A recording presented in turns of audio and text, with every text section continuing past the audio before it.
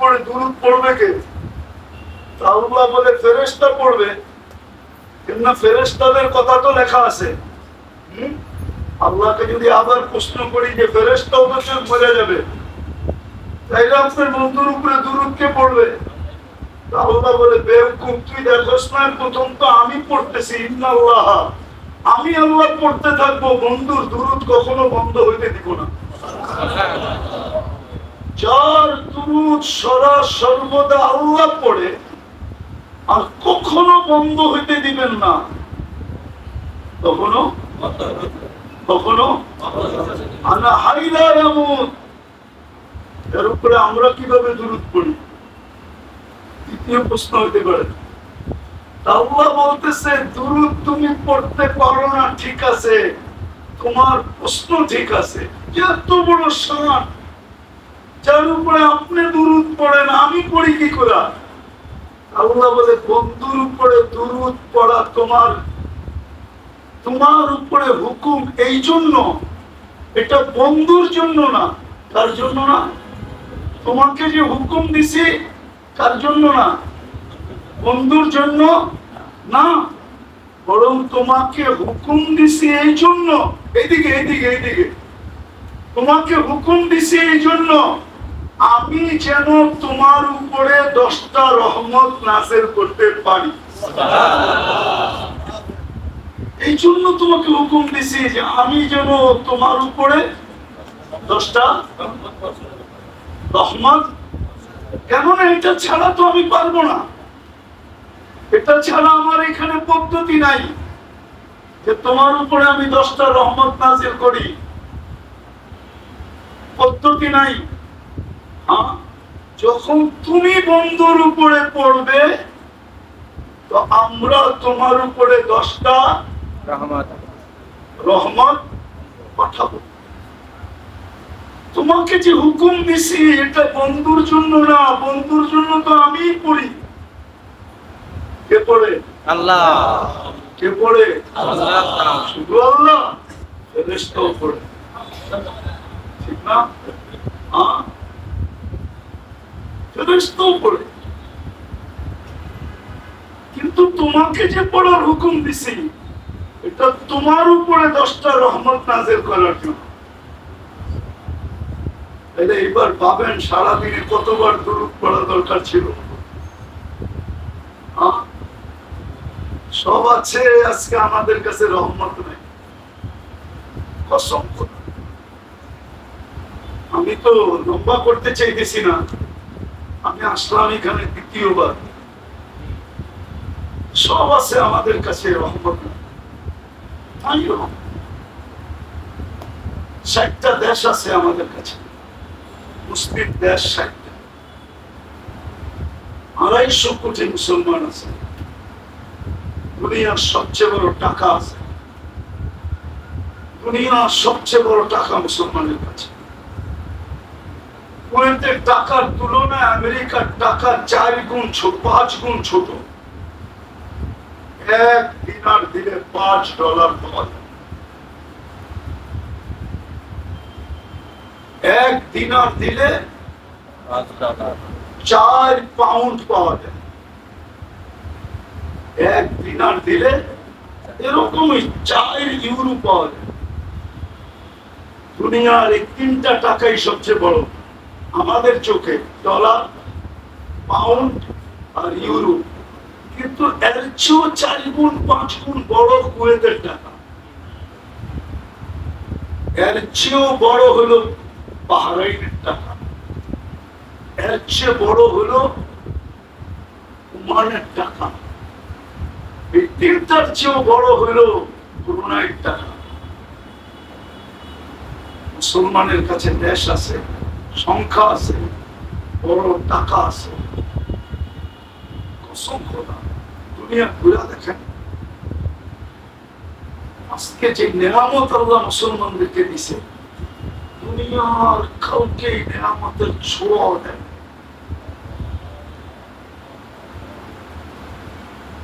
আপনি যতই বলেন না কেন, যত মজার স্বাদের খাওয়া মুসলমান খায়, দুনিয়ার কেউ ওই স্বাদের আর মজার খাওয়া জিহ্বায় লাগায়া পর্যন্ত দেখার ক্ষমতা রাখে না। আপনি জানেন না, আপনি করেন তারপরে আমার কথায় একমত হবেন। আপনাকে আমি মিডিয়া দিয়া এখানে বসে বুঝাইতে পারবো না। আমার মতো দুনিয়া করলে আপনার আমার কথা বিশ্বাস হবে। মুসলমানকে আল্লাহ বর্তমানে দুনিয়ার সবচেয়ে বেশি নাজ নেয়ামত দিয়েছে, কিন্তু রহমত নাই। রহমত না থাকার কারণে আজকে মুসলমান দুনিয়াতে যতটুকু নির্যাতিত, যতটুকু ঘৃণিত, যতটুকু লাঞ্ছিত, যতটুকু বঞ্চিত, যতটুকু অবহেলিত, যতটুকু দীক্ষিত, যতটুকু নিকৃষ্ট, অতীতে কোনদিন এতটুকু ছিল।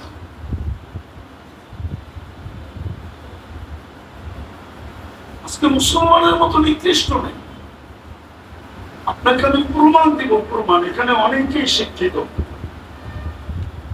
অনেকেই আছে এখানে যারা সারাদিন নেট নিয়ে পড়ে থাকে, গুগলের জগতে, ইন্টারনেটের জগতে পড়ে থাকে। আগামী অক্টোবরের 7 তারিখে ফিলিস্তিনের যুদ্ধ 2 বছর হবে। 2 বছর? 2 বছর। এটা কি? সেপ্টেম্বর। সেপ্টেম্বর। আগামী মাসের 7 তারিখে কয় বছর হবে? 2 বছর। 65,000-এর উপরে মিডিয়ার কথায় মারা গেছে, এর চেয়ে বেশি, কিন্তু মিডিয়ায় বলে 65,000 মারা গেছে।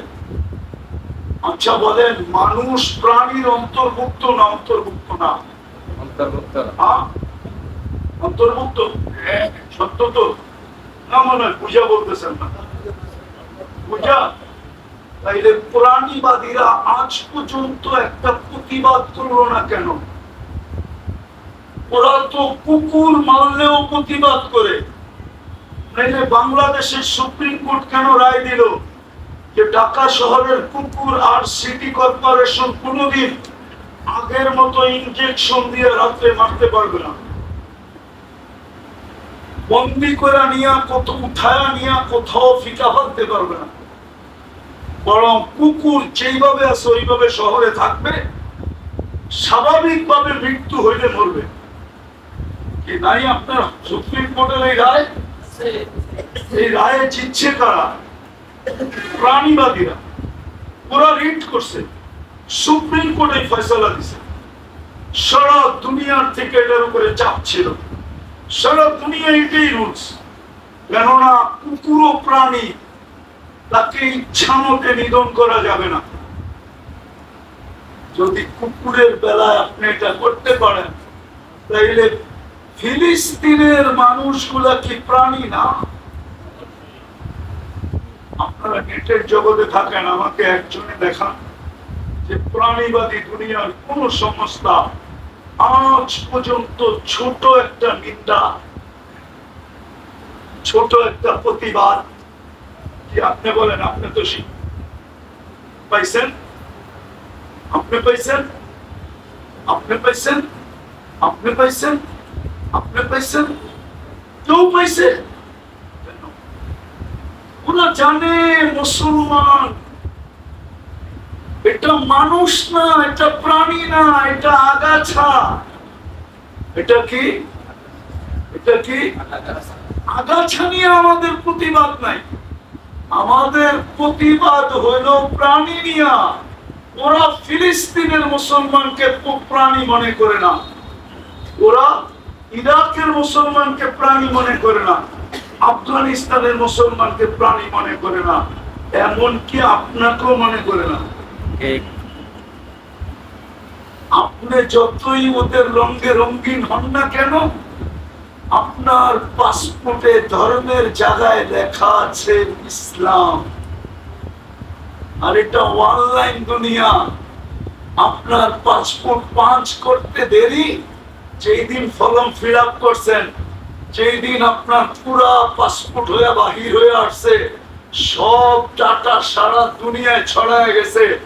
আপনার পাসপোর্ট পাঁচ করবে আর দেখা নিবে যে সে মুসলমান, আপনার পোশাক আর রূপরেখা দেখা আপনার সাথে ব্যবহার হবে না, বরং আপনার ডাটা দেখা আপনার সাথে ব্যবহার হবে। দুনিয়ার যেই কোনো এয়ারপোর্ট বলেন, আমার চোখে দেখা বলতেছি, চোখে দেখা। আমি বাংলাদেশের বড় রতি করে চিনি। রতি বোঝেন? মহারতি বোঝেন তো? রতি না বুঝলেও তো মহারতি বোঝেন। রাত হয় না, আমি অনেককে চিনি, আমার সাথে সফর হয়েছে। আমি অহংকার করে বলতেছি না, আমার শুধু নিউজিল্যান্ড বাকি, দুনিয়ার কোন উন্নত দেশ আমার বাকি নেই। আমি সব দেখে গেছি, আল্লাহ আমাকে দেখায় দিছে। আমি তো 103টা দেশের এমিগ্রেশন দেখছি, 7টা মহাদেশের এমিগ্রেশন দেখছি। আমি অনেক বাংলাদেশের রতি করেছি, মহারতিরে চিনি, যার লেবাস, পোশাক, চাল চলন, উঠা বসা, স্টাইল ফেস্টাইল 100% উপরও ওদের সাজে সজ্জিত। কিন্তু তারপরও আমি দেখছি 2 ঘন্টা দাঁড়ায় আছে, 6 ঘন্টা পর্যন্ত আমি দাঁড়ায় থাকতে দেখছি, 6 ঘন্টা। রাগ হয় না, কিন্তু নাম বলবো না। 6 ঘন্টা আমি আমেরিকান ইমিগ্রেশনে 6 ঘন্টা পর্যন্ত তাকে দাঁড় করে রাখছে, বসায় রাখছে 6 ঘন্টা। 6 ঘন্টা পরে আমারে ফোন দিছে, মুফতি সাহেব কোথায়? আমি বলছি আমার 5 ঘন্টা ঘুম হয়ে গেছে, এখন ওটা আমি চা নাস্তা করতেছি। আপনি কোথায়? বললো আমি মাত্র বাহির হয়ে গাড়িতে উঠতেছি। বলছে আসেন, দেখা হবে। 6 ঘন্টা। আমি যেটা বুঝাইতেছি না, ওই আল্লাহর সাথে যেটা নামুমকিন তাআল্লুক, তার সাথে সম্পর্ক করা নামুমকিন, ইম্পসিবল, জিনিসপত খাকেরা বা আলমে পাক। কিন্তু সম্পর্ক ছাড়া 2 সমস্যার সমাধান সম্ভব না, না দুনিয়া না আখিরাত, সম্ভব না। কসম খোদার, আপনি সারা দুনিয়া দিয়েও পারবেন না এটা করতে। সারা দুনিয়াও যদি আপনার স্ত্রীর নামে লেখা দেন, তাহলে আপনি এটা পারবেন না। যেটা মাসের পর মাস ঘরে চুলা জ্বলে নেয়, তারপরও হয়েছে। আমি একটা উদাহরণ দিই, 4 দিন পর্যন্ত চুলা জ্বলে নাই, 3 দিন পর্যন্ত ঘরে কোনো চুলা জ্বলে নাই, খেজুরও নেই, বিচিও নেই, শুধু পানি আছে। ফাতেমা রাদিয়াল্লাহু তাআলা আনহার ঘরে 4th দিন সকালে বলতেছে, আলী, ফাতেমা চললাম, দোয়া করো দেখি আজকে কিছু মিলে কিনা। তো বিকালে যখন ফিরতেছে তো চেহারা, হাত দুটা খালি, চেহারাটা বিলকুল বলি না, ঘরের পুরুষ তো। 4th দিন খালি পেট, ক্ষুধার্ত, চেহারা মলিন ফিরতেছে। ফাতেমা রাদিয়াল্লাহু তাআলা আনহা একটু পর পর জানলার পর্দা উঠে দেখতেছে আলী আসে কিনা। কিন্তু একটু পর দেখলেন আসতেছে বটে, কিন্তু চেহারা মলিন, হাত দুটা খালি। তো অপেক্ষা করতেছিলেন যে কাছে আসুক, কাছে, যেন আওয়াজের পর্দা নষ্ট না হয়। যখন কাছে আসছে তো আওয়াজ দিছে, আলী। চোখে চোখ পড়ছে, বলছে চেহারা মলিন কেন? বলছে ফাতেমা আজকেও কিছু জোটে নাই। তো বলতেছে, আলী ওয়াজাদনা শাকারনা লাম নাজিদ সাবরনা, পাবো তো শুকরিয়া আদায় করবো, না পাবো তো সবর করবো। আলী তুমি কি জানো না কোন অবস্থায় আল্লাহ আমাদের সাথে? আর এটাও কি তুমি জানো না যাদের সাথে আল্লাহ থাকে তাদের চেহারা মলিন হওয়া স্বভাব হয় না? ফালা ইউনাসিবু লানা আন নাকুনা মাহসুন, আমাদের জন্য স্বভাব হয় না আলী চেহারা মলিন হওয়া।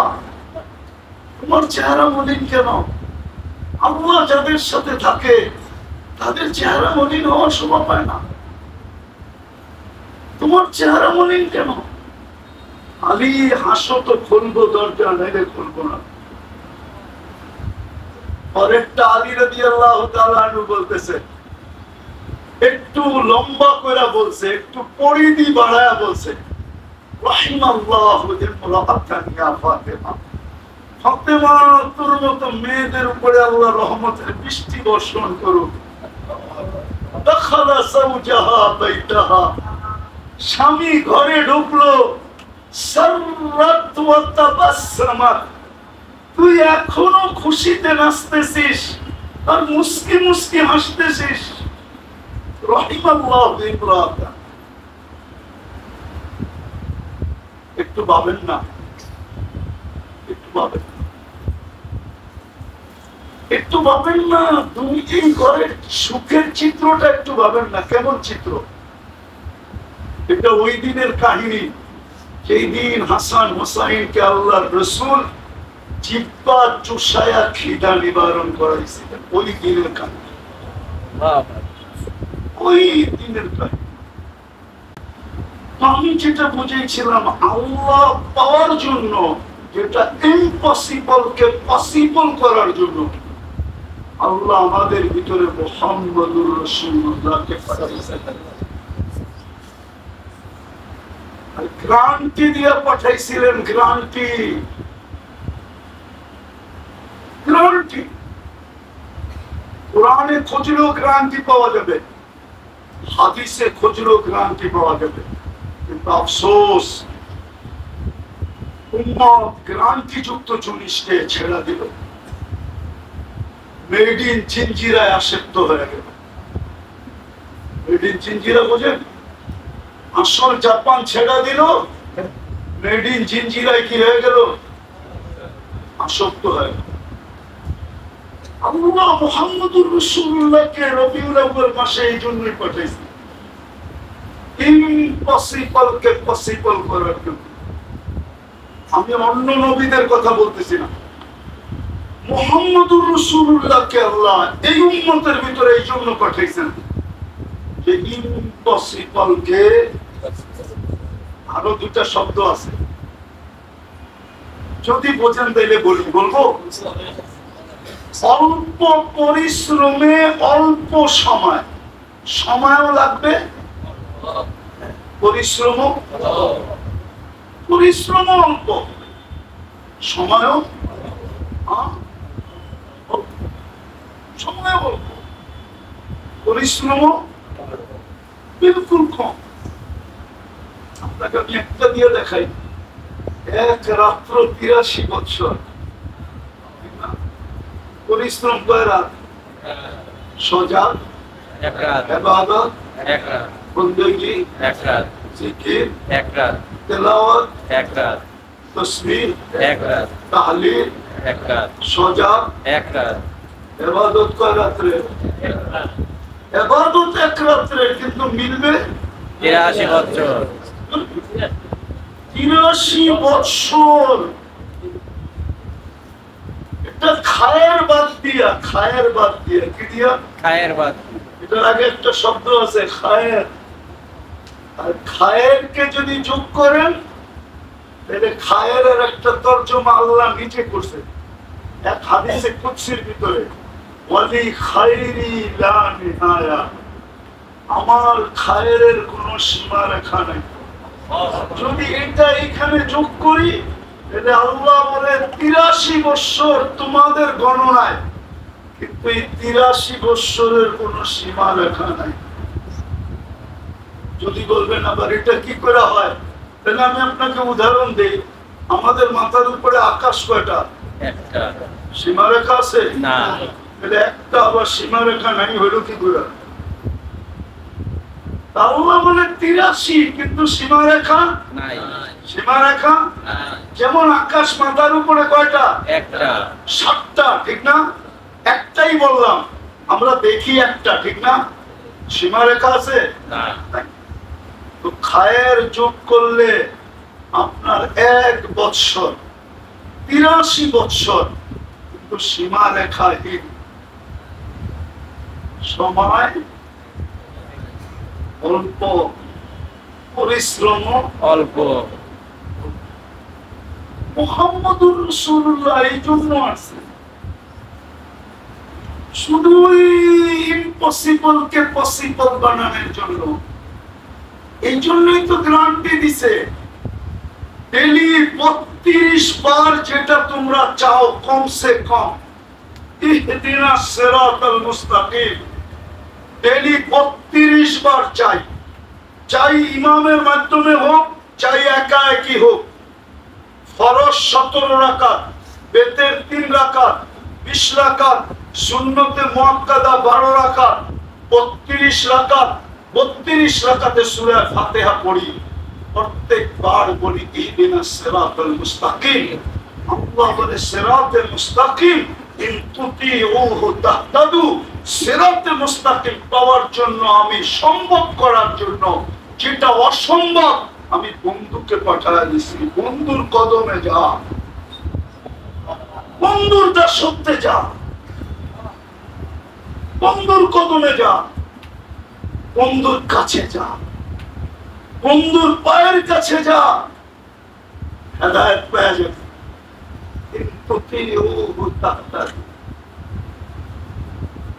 আমি মনে হয় আপনাদেরকে বুঝাইতে পারি না। মুহাম্মদুর রাসূলুল্লাহ সে অসম্ভবকে সম্ভব করা, যেটা অসম্ভব আমার কথা কেউ অপব্যাখ্যা করতে পারেন, কিন্তু অপব্যাখ্যা করেন না। ইম্পসিবলকে পসিবল করার জন্য। আইলে জেনেসপত খাকেরা বা আদমে পাক, সৃষ্টির সম্পর্ক আল্লাহর সাথে, মখলুকের সম্পর্ক খালেকের সাথে। আল্লাহ তো আল্লাহ, আল্লাহ তো আল্লাহ, আল্লাহ তো আল্লাহ। আপনি 99 নামের তর্জমা পড়ে দেখেন, এটার ভিতরে ডুব দিয়া দেখেন, 99 নামের তর্জমা পড়ে দেখেন। আল্লাহ দেখেন, আল্লাহ যেদিক দিয়ে করবেন ওদিক দিয়ে আল্লাহ আল্লাহ থাকবে। আল্লাহ আলিফ ফালায়া দেন, লিল্লাহি মুলকুস সামাওয়াতি ওয়াল আরদ। আবার লাম ফালায়া দেন, লাহু মুলকুস সামাওয়াতি ওয়াল আরদ। আবার লাম ফালায়া দেন, থাকবে শুধু হু, হুয়াল্লাহুল্লাযী লা ইলাহা ইল্লা। একবার ফালান, আবার চুপ করেন, আল্লাহ আল্লাহই। আবার 99 পদের মানে, যার পদের কোন বেদায়াও নাই, নেহায়াও নেই। কিতাবের নাম আছে বাদায়া নেহায়া, কিন্তু আল্লাহর পদের কোন বাদায়াও নাই, শুরুও নাই, শেষও নাই। 99 পদের মানে, যিনি আল্লাহ না, যিনি রহমান, যিনি রহিম, যিনি মালিক, যিনি কুদ্দুস, যিনি সালাম, যিনি মুমিন, যিনি মুহাইমিন, যিনি আজিজ, যিনি জব্বার, যিনি মুতাকাব্বিরুল খালিকুল বারিকুল মুসাব্বিরুল গফফারুল কাহ্হারুল ওয়াহ্হাবুর রাজ্জাকুল ফাত্তাহুল আলিমুল কাবিদুল বাসিতুল খাফিদুল রাফিউল মুইসুল মুদিল্লুস সামিউল বাসীরুল হাকামুল আদিলুল লতীফুল খবীরুল হালিমুল আযীমুল গফুরুশ শাকুরুল আলিকুল কাবীরুল হাফিদুল العزيز الجليل كريم الرقيب المجيب الواسع الحكيم الودود المجيد الباقي الشهيد الأقبل وكيل القوي المتين الوليد الحميد الموصي المبدي المعيد المغني المميت الحي القيوم الواجد الماجد الواحد الأحد الصمد القادر المقتدر المقدم المؤخر الأول والآخر الظاهر والباطن الوالي المتوالي البر التواب المنتقم العفو الرؤوف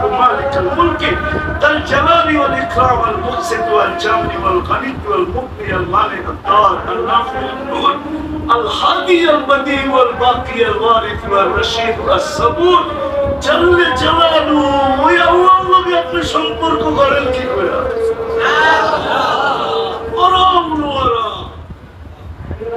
ইম্পসিবলকে পসিবল করার জন্য মুহাম্মদুর রাসূলুল্লাহ। কম সময়ে কম পরিশ্রমে, কম সময়ে আল্লাহর গ্যারান্টি দেওয়া, পুরো গ্যারান্টি কার্ড সহ পাঠিয়ে দিচ্ছে। গ্যারান্টি কার্ড কি? গ্যারান্টি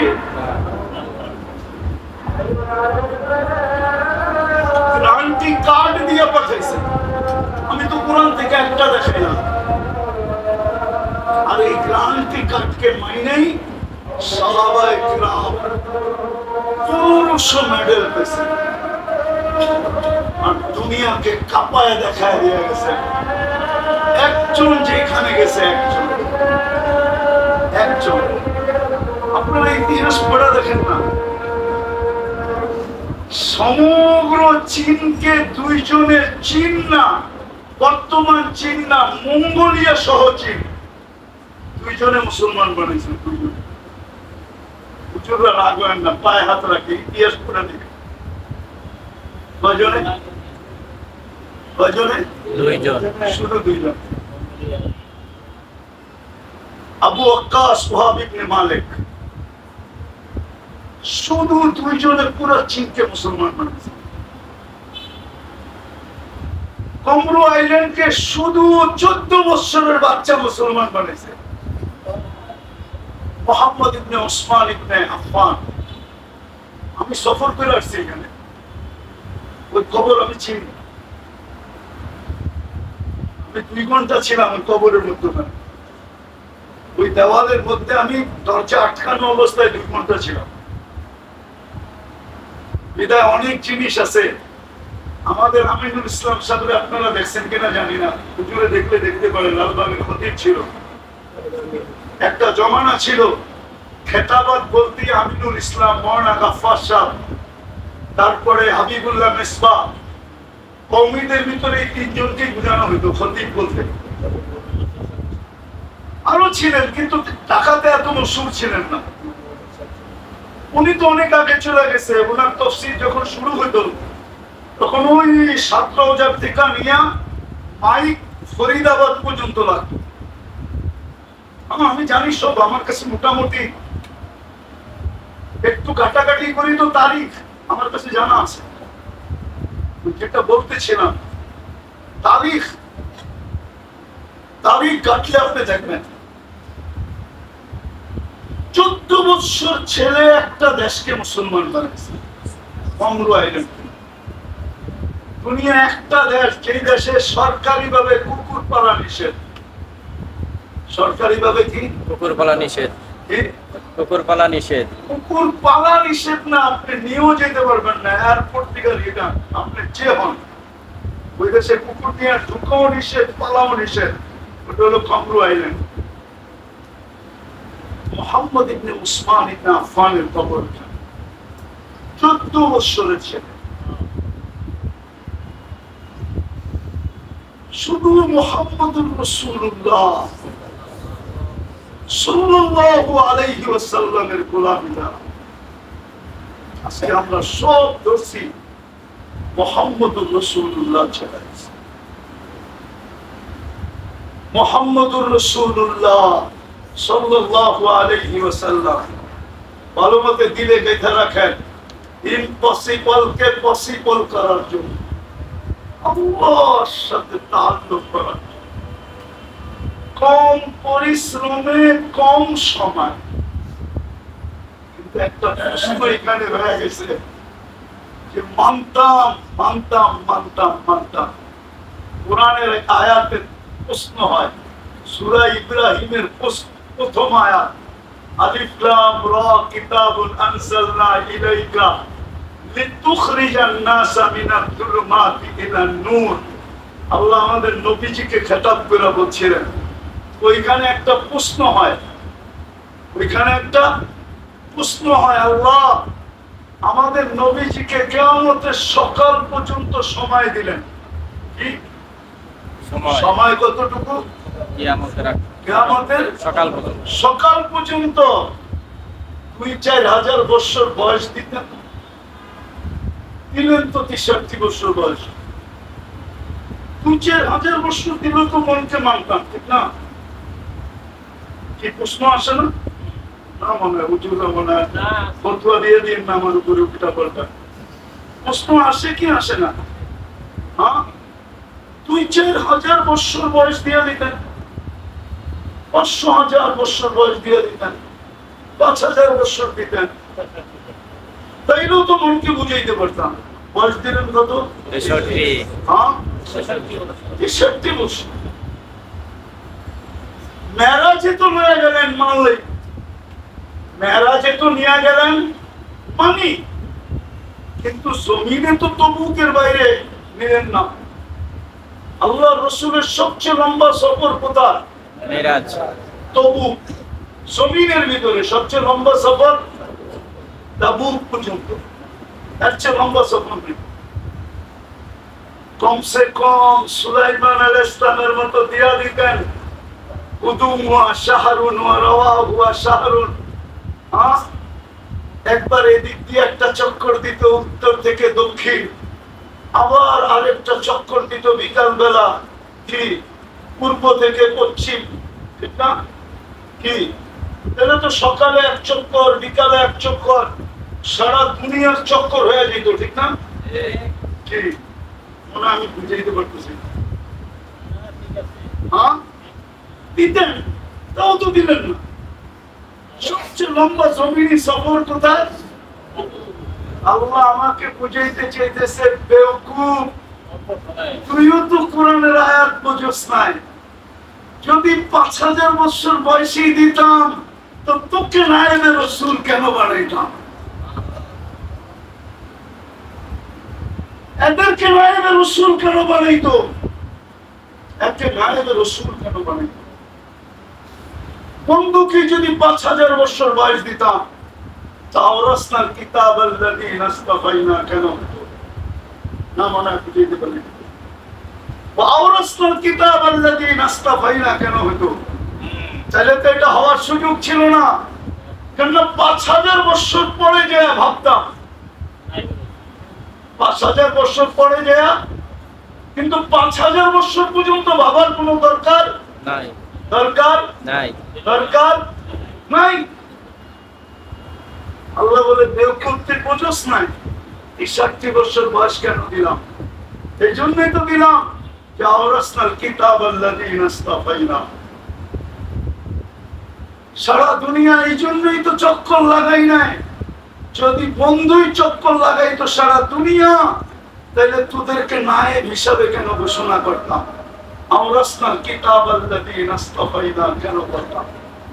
আমার নবী চিৎকার দিয়ে কেন বলতো আল উলামা ওয়ারাসাতুল আম্বিয়া, আল উলামা ওয়ারিসি, উলামা আমার উত্তরসূরি কেন বলতো? তাইলে এইটাও বলার দরকার ছিল না।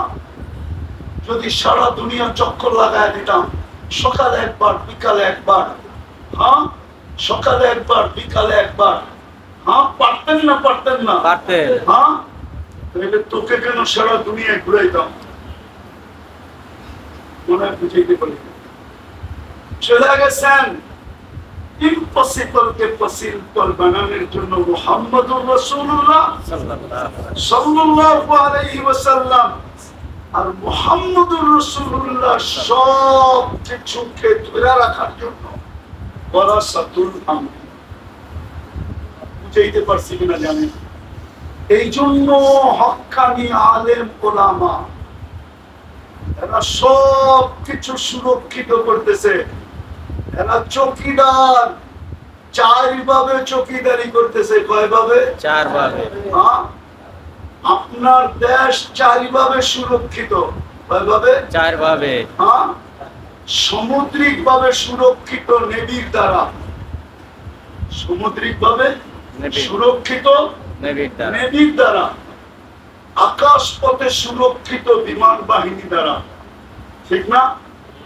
বিতর্কত ভাবে সুরক্ষিত পুলিশ এবং বিভিন্ন স্বরাষ্ট্র সংস্থা দ্বারা, ঠিক না? সত্য তো? আর আপনি সার্বভৌমত্ব, স্বাধীনতার সার্বভৌমত্ব সীমান্ত ভাবে সুরক্ষিত সেনাবাহিনী দ্বারা। ঠিক এই দিনও সুরক্ষিত 4 ভাবে। কয় ভাবে? 4 ভাবে। কয় ভাবে? কাদের দ্বারা? একটু আগেই তো বললাম, কাদের দ্বারা? হক্কানি আলেম ওলামা দ্বারা। কয় ভাবে সুরক্ষিত? 4 ভাবে। শেষ, আমিও চলে যাব, আমার প্রোগ্রাম আছে, শেষ জায়গায় চলে আসছে। 4 ভাবে। একটা হলো অক্ষরগত ভাবে সুরক্ষিত, যেন কোরআনের কোন অক্ষর, হাদিসের কোন অক্ষর কেউ উল্টা উচ্চারণ না করতে পারে। এটা কারীদের দ্বারা সুরক্ষিত, ইলমে কেরাত দিয়ে সুরক্ষিত, কারীদের দ্বারা সুরক্ষিত। শব্দকে সুরক্ষিত হাফেজের দ্বারা। কেউ যেন কোন শব্দ কোরআন হাদিসের এদিক ওদিক না করতে পারে। এই জন্য হাফেজদের দ্বারা কোরআন সুরক্ষিত, অক্ষর সুরক্ষিত, মানি মতলব তাফসীর সুরক্ষিত এই সমস্ত উলামা দ্বারা। কেউ যেন কোরআন হাদিসের অপব্যাখ্যা করা পার না পাইতে পারে, এই জন্য এরা 24 ঘন্টা চৌকিদারি করতেছে। চাই যত বড় ব্যক্তি কোরআনের অপব্যাখ্যা করুক, হাদিসের অপব্যাখ্যা করুক, যত বড় বংশের করুক, যত বড় জাগার করুক, যত বড় ব্যক্তিত্ব করুক, ওলামার সাথে সাথে গলায় পাড়া দিয়ে ধরবে। সত্য তো? হ্যাঁ, আরে সত্য তো? হ্যাঁ, এটা হলো তৃতীয় সুরক্ষা। চতুর্থ হলো হাকিকতে কোরআন হাদিস। হাকিকত, হাকিকতে কোরআন হাদিস, হাকিকত সেটা হলেন হক্কানি আল্লাহ ওয়ালারা, যাদের ছোঁয়ায় গেলে, যাদের ছোঁয়ায় গেলে মানুষ যেমনই যাক কোরআন হাদিসের রূপে রূপান্তরিত হয়ে যায়। একটা উদাহরণ দিব, জীবিত আসতেছে, জানুয়ারিতে আসবে তকি উসমানী মুত্তাজিল্লুল আলী, পাকিস্তানের, চিনেন তো? নাম শুনছেন তো? হ্যাঁ, ওনার পীর কে জানেন? ওনার পীর হইল ডাক্তার আব্দুল হাই রহমতুল্লাহ আলাইহি। আমি উনাকে শেষ বয়স পর্যন্ত আমার এই দুই চোখে প্র্যাকটিস করতে দেখছি। উনি মারা যাওয়ার কয়েকদিন আগেও প্র্যাকটিস করছেন, প্র্যাকটিস পর্যন্ত রুগী রাখতেন। থানবী রহমতুল্লাহ আলাইহির সোহবতে এই মাদ্রাসায় ওনার কিতাব পড়ানো হয়, পড়ানো হয় না? উসওয়ায়ে হাসানা কওমি মাদ্রাসায় পড়ানো হয়, লাইব্রেরিতে আছে, কিন্তু কওমি মাদ্রাসায় অনেক জায়গায় পড়ানো হয় উসওয়ায়ে হাসানা। উনি ডাক্তার, কিন্তু কোরআন হাদিসের রূপে রূপান্তরিত। শুধু থানবী রহমতুল্লাহ আলাইহির সোহবত তার, আর ওনার সোহবতে যায় এখন তকি উসমানী মুত্তাজিল্লুল আলী শাইখুল ইসলাম, বাংলাদেশের মিজানুর রহমান সাইদ, ওনার পীর সাহেব, মুফতি তেলোয়ার সাহেবের পীর সাহেব, আরো মনে হয় ওনার অনেক খলিফা আছে বাংলাদেশে। পাকিস্তানে তো ওনার হাজার হাজার খলিফা আছে, সারা দুনিয়া ওনার খলিফা আছে। তকি উসমানীর মতো এত বড় চিফ জাস্টিস শাইখুল ইসলাম, যাকে আরব আজম মানে, যার এলেম শিক্ষাগত যোগ্যতা সারা দুনিয়া মানে। আপনি না মানলে মানতে পারেন, কিন্তু সারা দুনিয়ার, এমনকি আপনি গুগলে সার্চ দিয়া দেখেন, গুগল পর্যন্ত ওনার শিক্ষাগত যোগ্যতা মানে। চ্যালেঞ্জ আপনার কাছে, আপনি গুগলকে জিজ্ঞেস করেন যে এই লোকটার শিক্ষাগত যোগ্যতা তোমার কাছে কেমন। আমরা তো গুগলে বিশ্বাসী না, কিন্তু গুগলকে জিজ্ঞেস করেন। এত বড় ব্যক্তিত্বের পীর একজন ডাক্তার, শুধু হক্কানি পীরের সোহবত। এই জন্য বেড়ে দোস্ত, অসম্ভবকে সম্ভব করার জন্য মুহাম্মদুর রাসূল। আজকে আমরা সব ধরছি মুহাম্মদুর রাসূলুল্লাহকে ছেড়ে দিচ্ছি, নবীর রূপ ছেড়ে দিচ্ছি, রেখা ছেড়ে দিচ্ছি, যার কারণে আমাদের আজকে এই দুরবস্থা। যতদিন পর্যন্ত মুহাম্মদুর রাসূলুল্লাহর রঙে উম্মত রঙ্গিত ছিল, রঙিন ছিল, যুবক ছিল, যুবতী ছিল, নারী ছিল, পুরুষ ছিল, ছোট ছিল, বড় ছিল, শিক্ষিত ছিল, অশিক্ষিত ছিল, শাসক ছিল, শাসিত ছিল। পুরো উম্মত যতদিন পর্যন্ত ওই রঙে রঙ্গি ছিল ততদিন পর্যন্ত উম্মত ইজ্জতের সাথে ছিল। এজন্য শেষ কথা কোন কবি লেখছেন, আমি লিখিনি। কথা তিনটা বড় কঠিন। মুসলমানো তুম কাহা সে রওয়ানা হুয়ে, যদিও উর্দুতে, যে মুসলমান উম্মতে মুহাম্মাদি একটু ভাবো তোমাদের যাত্রা কোত্থেকে, और कहां जाकर ठहरे, শেষ সীমানা তোমাদের কোথায় ছিল। কসম খোদা, সফরে গেলে চোখে কান্না আসে, কান্না। যখন সফর করি না, যখন সফর করি চোখে কান্না আসে, অনেক কান্না আসে।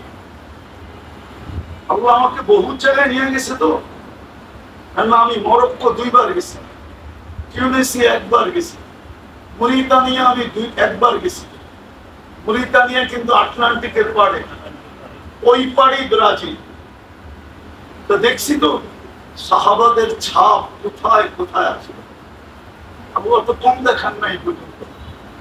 ওই কবির কথা সত্য মনে হয় যে তোমাদের শেষ অবস্থান কোথায় ছিল। कहां से रवाना हुए और कहां जाकर ठहरे और आप कहां गिरे। আজকে তোমাদের দুরবস্থা কি। সারা দুনিয়ার চোখে তো চোখে, আমাদের সমাজেও আমরা কতটুকু নিচা চোখে মানুষ আমাদেরকে দেখে, এটা বর্ণনা দিয়ে শেষ করা। আরেকটা শব্দ বলতেছি, আমরা আমাদের ঘরেও ব্যর্থ। কোন গরসে পুরুষ বলতে পারবে না যতটুক একজন অভিভাবকের ঘরের ভিতরে ইজ্জত থাকা দরকার, সম্মান থাকা দরকার, যতটুক আদর যত্ন থাকা দরকার, যতটুক স্নেহ মায়া মমতা থাকা দরকার, যতটুক সমীহা থাকা দরকার, যতটুক তার সহানুভূতি থাকা দরকার, তার উপরে সহানুভূতি থাকা দরকার, যতটুক তার ভক্তি শ্রদ্ধা থাকা দরকার, আমাদের ঘরে 100 ভাগের 1 ভাগ আছে কিনা আমি জানি না। বাকি নিজেরটা নিজে জানি না, শুধু কারণ মুহাম্মদুর রাসূলুল্লাহ আমরা ছেড়ে দিয়েছি। ঠিক, লা ইলাহা ইল্লাল্লাহ তো ধরে রাখছি, কিন্তু মুহাম্মদুর রাসূলুল্লাহ আমরা ছেড়ে দিছি। আর এটাই সত্য, লা ইলাহা ইল্লাল্লাহ ওই পর্যন্ত আপনার আমার পক্ষে আসবে না যতক্ষণ পর্যন্ত আপনি মুহাম্মদুর রাসূলুল্লাহকে স্বীকৃতি দেওয়ার সাথে সাথে সর্বক্ষেত্রে গলার মালা না বানাবেন। মুহাম্মদুর রাসূলুল্লাহ শিক্ষাই এটা। আমি যদিও 2 শব্দে বলছি, 3 শব্দে বলছি, ইম্পসিবল কে পসিবল বানানো, কম সময় কম পরিশ্রম। এটা আসেন আমরা তওবা করি, তওবা কইরা ওনাকে তো পাবো না, এটাও আমি দেখা দিলাম। 4 সম্প্রদায়কে আল্লাহ রেখা গেছেন, ওনাদের সাথে নিজেকে সংযুক্ত করি, নিজেকে সংযুক্ত করি, নিজের জীবনকে ওনাদের পিছে চলা, হক্কানি আলেমদের আল্লাহওয়ালাদের পিছে চলা, ওনাদের পিছে চলা, মুহাম্মদুর রাসূলুল্লাহ রঙে নিজেকে রঙাই। আমি ছাত্রদেরকে বলতেছি, আপনাদেরকে না। আমি একটা কথা বলি কিন্তু তোমরা আবার অপব্যাখ্যা করো, কেন আমি পাইতো পড়ে তোমাদের পায়ে হাত দিয়ে বলি অপব্যাখ্যা করো, অপব্যাখ্যা করো না। তোমরাও নিয়ত করো, তোমরাও নিয়ত করো। বরং আমি তোমাদেরকে প্রমাণ দিতে পারবো না, চিল্লান দ্বারা সমস্যার সমাধান হবে না। বরং হ্যাঁ, আমরা যত চিৎকার বেশি দিব তত আমাদের উপরে বিপদের পাহাড় তত বেশি ভেঙে পড়বে। আমি প্রমাণ দিতে পারি। তোমাদেরকেও বলতেছি, পড়ার জামানায় যত বেশি আল্লাহ রসুলের সাথে সম্পর্ক করতে পারবো। আজকে দাওড়ায় আমরা জিজ্ঞাসা করি, দাওড়া পড়ে দাওড়া, আমি আপনাদেরকে বলতেছি না, আমার ছাত্রদেরকে বলতেছি, দাওড়া পড়ে, কিন্তু অনেক সময় জিজ্ঞাসা করা সন্তুষ্টজনক জবাব পাই না যে তুমি দাওড়া পড়তেছো, বুখারী পড়তেছো, আজ পর্যন্ত আল্লাহ রসুলকে স্বপ্নে দেখছো? বেশিরভাগ ছেলেই বলে আমি দেখি না। বড় দুঃখ লাগে।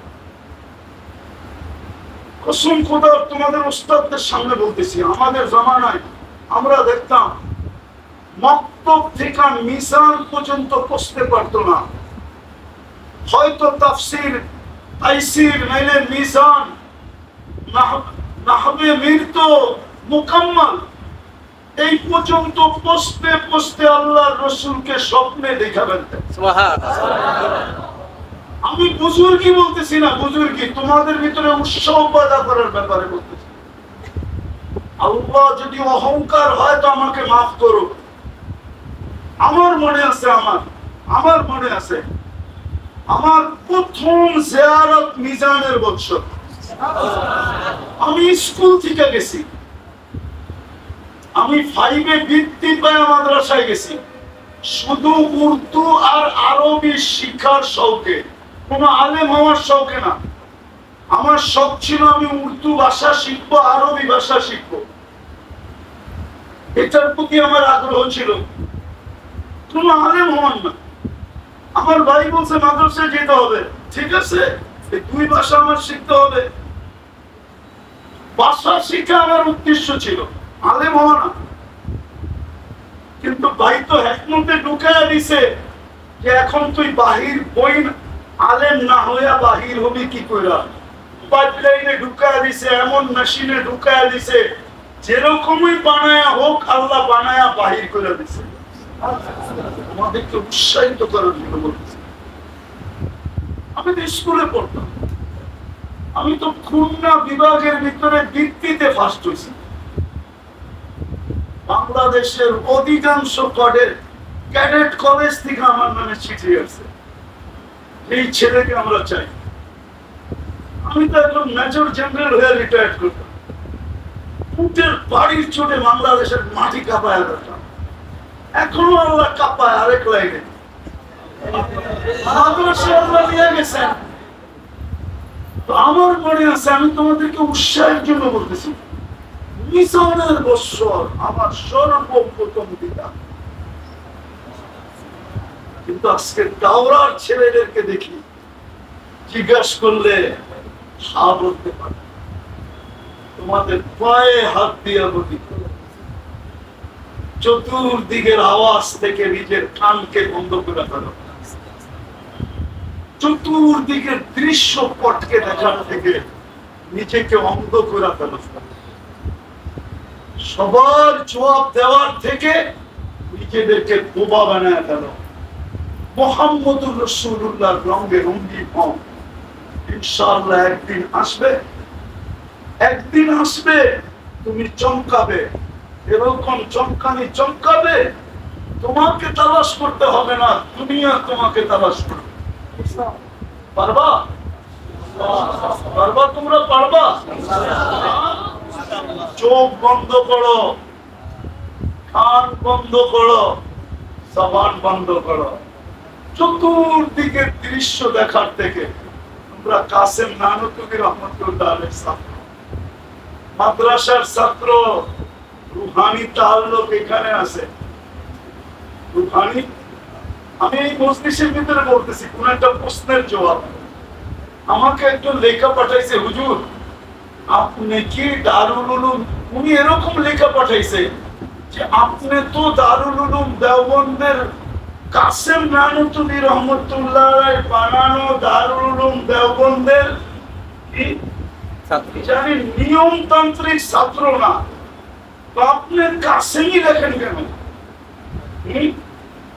অথচ আমার বাংলাদেশি ঠিকানায়, আমার বাংলাদেশের ঠিকানায় বাঙালি হিসাবে দারুল উলুম দেওবন্দের সনদ বাংলাদেশের কেউ যদি দেখাইতে পারে, তাহলে মনে হয় আমি সবার আগে দেখাইতে পারবো। আমি দেখাইতে পারবো। বাংলাদেশি না, দারুল দেওবন্দ না 2 নম্বর, সনদ 1 নম্বর না 2 নম্বর। উনি লেখা পাঠাইছে আমাকে যে হুজুর আপনি তো কাসেম নানতুবি রহমতুল্লাহ আলাইহির বানানো দারুল উলুম দেওবন্দের, জানি শব্দটা বললাম, নিয়মতান্ত্রিক ছাত্র না, আপনি কাসেমি লেখেন কি করে? অথচ সনদ আমার পকেটে, আমার বাসায় আছে। শুধু সনদ না, মার্কশিট আছে। শুধু মার্কশিট না, কেরাতেরটা আছে। শুধু কেরাত না, আখলাকি সনদ পর্যন্ত আছে। হ্যাঁ, মুসালসালাতও আছে। তো তোমরা কাসেম নানতুবি রহমতুল্লাহ আলাইহির রূহানি ছাত্র, রঙে রঙিন হবা তো? আল্লাহ আমাদেরকে আমল করার তৌফিক দান করেন, আমিন। ওয়া মা আলাইনা ইল্লাল বালাগ। কথায় আসলো এই জন্য আমি সনদটা দেখাইলাম, মেরে দেখানোর প্রয়োজন ছিল না। এটা তো আল্লাহর জন্য, ঠিক না? অনলাইনে ছাড়লেই কি আর লিখলেই কি আর বললেই কি, মুআমালা তো তার সাথে, আল্লাহর সাথে। তার সাথে, তার সাথে আল্লাহ তাআলা। আল্লাহ আমাদেরকে আমল করার তৌফিক দান করুন। আমিন। কি আপনারা সম্পর্ক রাখবেন তো? ইনশাআল্লাহ। হ্যাঁ? বুঝাইতে পারলাম তো? সহজ জিনিস। আমিও চলে যাবো এখন, আমারও একটা প্রোগ্রাম আছে। মেইন প্রোগ্রাম তো আমার সামনে। দোয়া করে দিব না